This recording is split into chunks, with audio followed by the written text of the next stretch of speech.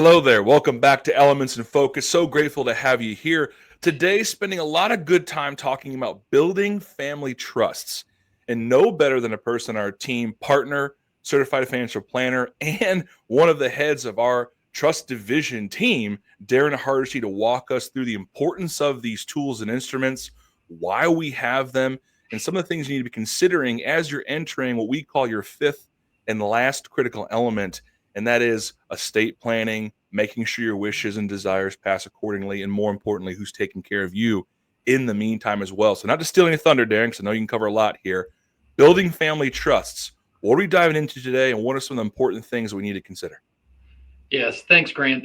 So family trusts, I like to compare this to, as a former math teacher, every square is a rectangle, but not every rectangle is a square. So think through that if you need to rewind and think through that one for you. But family trusts is very similar, where we have different types of trusts, but not every trust is the same. Family trusts, in particular, these are trusts that are designed by a grantor, the person who creates the trust. They're designed specifically in, the main provisions or the main goals of the trust are to make sure that their family or their beneficiaries are taken care of when they're gone. So it's interesting at Financial Enhancement Group, we have a lot of families who come in and leaving an inheritance to their kids or to their church or to whoever it may be is a really important thing, and we love that. We also have families who have no intention of leaving any money behind for multiple reasons, and we love that too. I mean, everybody has their reasons. Either situation, a trust is a good thing, but for those who are wanting to make sure that their assets end up with family members, close friends, churches, things like that, a family trust is specifically designed around that. So, what is it? Essentially, every trust, it's a revocable trust, or it starts as a revocable trust for most people. That just means that you can change the provisions of the trust throughout your lifetime. As long as you're healthy and alive, you can make those changes. But you lay out rules for how your beneficiaries receive the money. So the grantor is responsible for creating those rules. The trustee is responsible for carrying those rules out. And then the named beneficiaries receive those assets as the grantor liked it to happen. So at FEG, for a lot of our families, a lump sum distribution schedule is something that a lot of people do. That just means that upon the grantor's passing, the money just flows in one lump sum from the grantor to the beneficiaries. But also, we like to see, or we see a lot of reasons for why families might want to stretch those out over time, meaning instead of it just being a one time lump sum distribution, could be over a 5, 10 year period. It can be much longer than that too, to make sure that the family receives the money over time. Lots of reasons we could dive into for why that's a nice hedge against some risks that your beneficiaries could be going through. Another thing that a family trust may have also is that the trustee most likely has what's called a spendthrift provision that allows the trustee to make sure that any distributions that would not be beneficial to the people inheriting the money, that they have the ability to not send a distribution. It's really important. The trustee needs to know the family. There may be multiple situations for why a person should not receive a portion of their distribution, because it may not be in their best interest. That could be, for the things that most people think of, addictions, bad with money.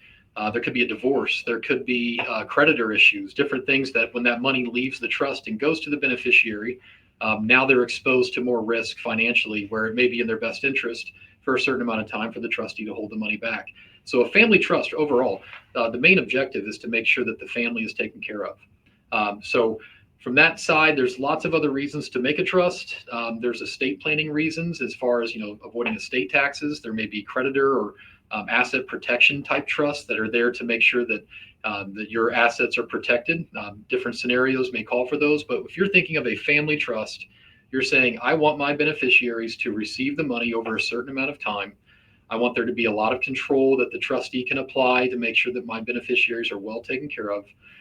And when you lay those provisions out inside of a trust, it works really well.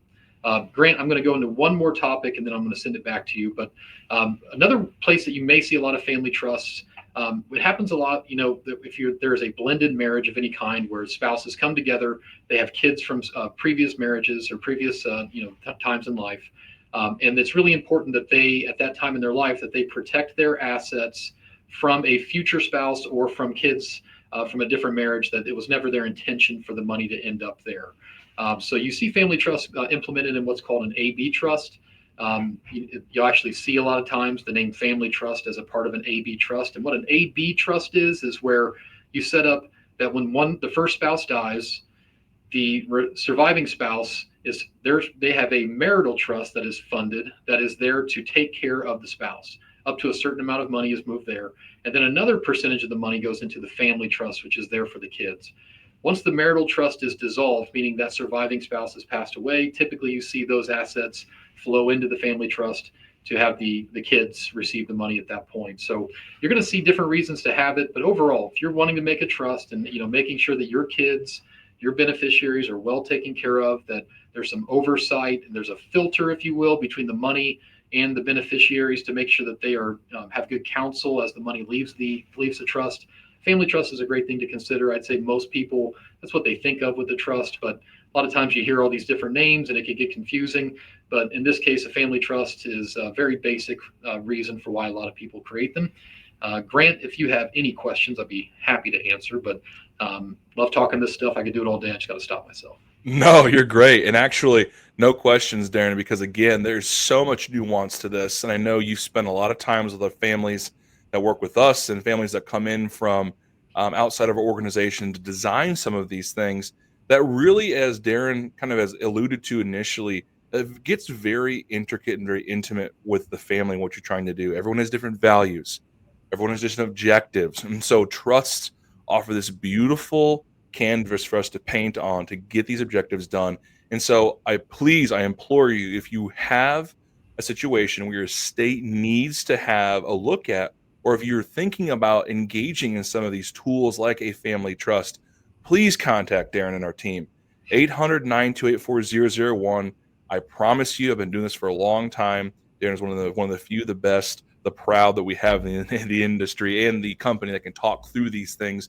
We'd love to set up that complimentary meeting for you to go through this. Please also, if there's questions you have about documents not documents, but family trusts, talk to FEG at yourlifeafterwork.com. Is a very simple and effective way to get simple questions answered. And again, Daren has talked in length through articles, other forums and platforms like this on trusts, specifically building them, their tax benefits, their family benefits. Please go to yourlifeafterwork.com to get those resources. But again, if you're thinking about using a estate plan document, I implore you, talk to Daren. 800-928-4001. We'll get that complimentary next steps meeting scheduled. And folks, thank you for your time. Daren, always thank you for your expertise on this. And we will see all of you at the next one. Take care.